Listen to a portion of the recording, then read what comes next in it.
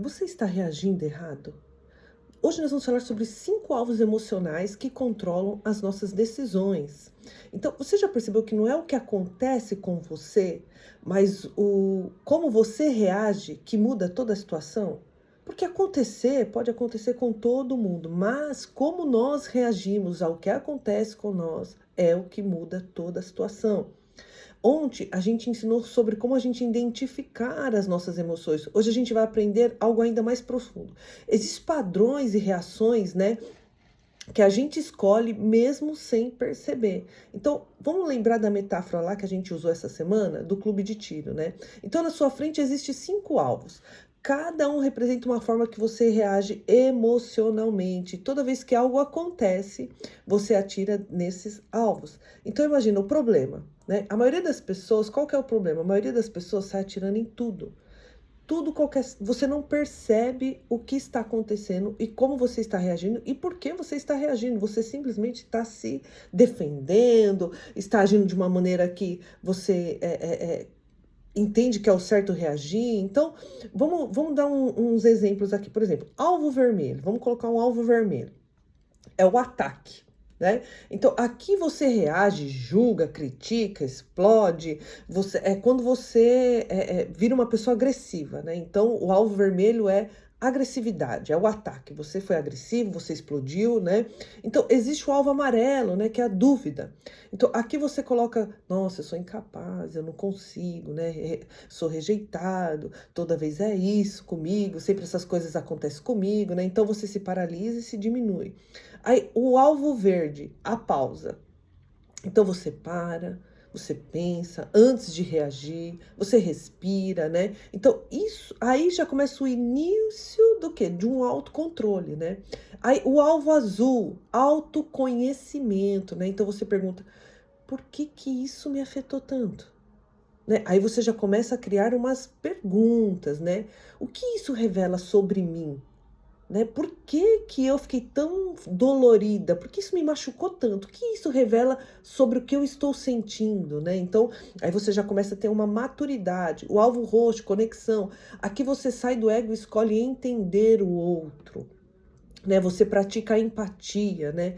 Você começa a entender, ó, o outro agiu assim porque ele não está bem, está acontecendo uma situação. Então você começa a levar as coisas para um lado da pessoa também, não só para o seu lado, né? Então assim, o seu ego não prevalece, mas a humildade, o reconhecimento, a empatia, né? Então a psicologia ela ensina sobre esses padrões automáticos, né? Eles são chamados de respostas condicionadas. Então, segundo Beck, né, nossos pensamentos automáticos eles influenciam diretamente as nossas emoções e comportamento. Ou seja, você reage à situação ou você reage à situação do jeito que você quiser reagir, né? Explode, a maneira que nós falamos aqui, ou você interpreta, faz uma certa interpretação daquilo. Então, assim, como que você tem feito? Você não reage à situação ou você reage à interpretação de que maneira você tem feito as interpretações. Porque, queridos, até isso nós temos que tomar cuidado, porque há uma sabedoria inferior e uma sabedoria superior. Então, a sabedoria inferior, ela é medida por quando as pessoas, ela acha que a superior, a pessoa entende que ela sabe tudo, que ninguém precisa falar nada para ela, que ela é a dona da razão, né? Então, assim, ela tá super consciente daquilo que é do jeito dela mesma, essa consciência do ego, essa consciência as coisas têm que ser tudo do jeito dela, né?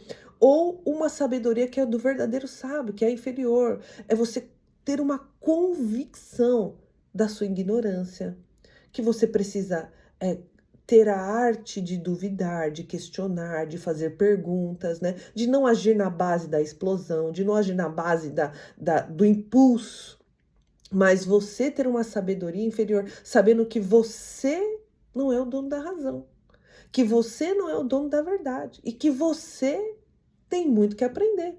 Então, nós, queridos, temos que ter essa consciência dentro de nós. Porque quando nós achamos que nós somos o dono da razão, né? Que nós estamos com a verdade, que nós somos os injustiçados, que a gente não merecia estar passando por isso, que tudo é em cima de você. Então, quando nós cria esse tipo de pensamento, esse tipo de resistência sobre a nossa mente, sobre a nossa vida, queridos, aí nós não vamos agir com sabedoria.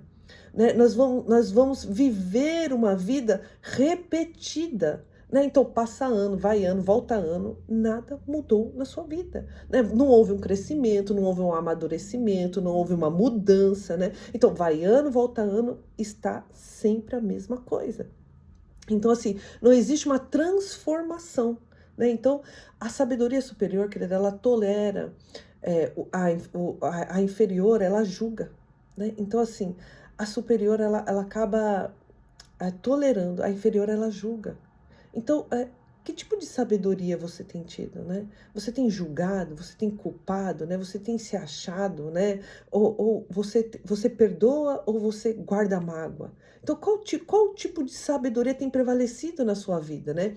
Você é cheio dos seus diplomas, que eu sei, eu faço, eu aconteço, ou você, sabe, entende que você tem muito que aprender, por mais que você tenha experiência, né? E às vezes a outra pessoa não tem tanta experiência como você, mas ela também tem algo a te ensinar, né? Então, assim, nós precisamos, queridos, entender que quando nós queremos estar superior às pessoas, quando nós queremos ser o topo da razão, né?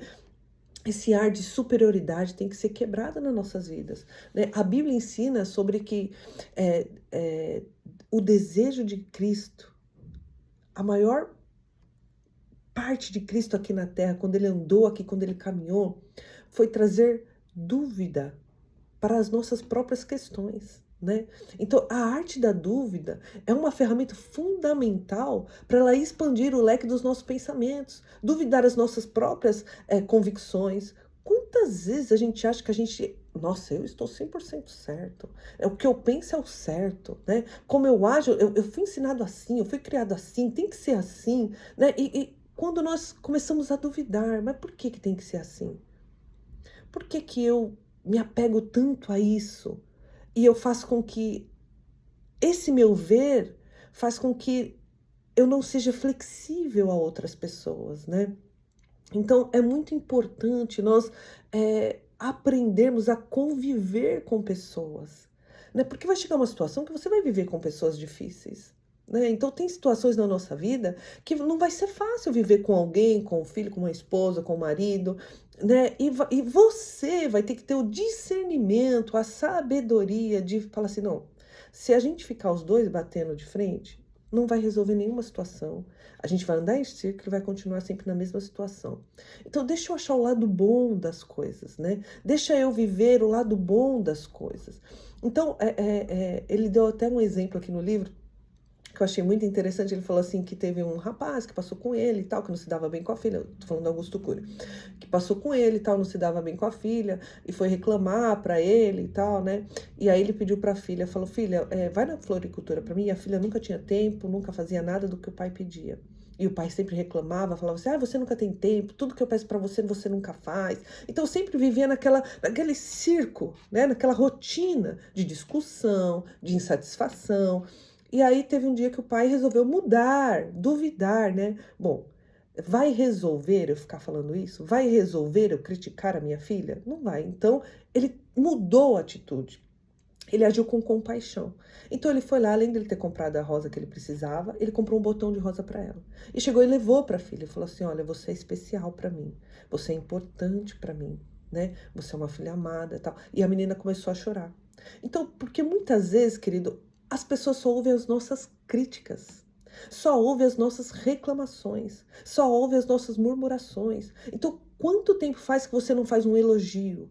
Que você não mostra o quanto que a outra pessoa é importante, o quanto que ela é especial, né? E quantas vezes a nossa vida tá andando só nesse círculo da eu tenho razão, porque é sempre assim, porque é do meu jeito, porque eu faço as coisas, você não faz. Então, muitas vezes nós estamos sendo rixosos, sabe? Pessoas reclamonas, murmuradoras, e que não conseguem ver o lado bom do outro. E muitas vezes nós esperamos que o outro faça primeiro. Mas se você tá ouvindo esse vídeo, eu estou falando com você. Então, é para você. Comece você a fazer, porque é você que está ouvindo. Então não espere para o outro fazer. Comece hoje mesmo a fazer o bem. Porque, queridos, nós vamos quebrando os paradigmas, nós vamos mudando, transformando a nossa casa, transformando o nosso lar, transformando o nosso ambiente de trabalho, né? Então, de vez você reagir a qualquer situação, dominar-se e duvidar e redirecionar os seus pensamentos e a sua atitude, isso é maturidade. Então, que nós possamos alcançar esse tipo de maturidade, né? Você não pode controlar o que você sente, mas você pode controlar, sim, escolher aonde você vai mirar. Se você vai mirar na sua raiva, na sua razão, ou se você vai escolher ter bons relacionamentos, tomar boas decisões, ter um rumo melhor na sua vida. Então, que nós possamos, querido, quando algo estiver acontecendo ruim, em qual alvo você vai querer atingir agora? Né? Você vai querer continuar na sua razão ou você vai querer se esvaziar, né?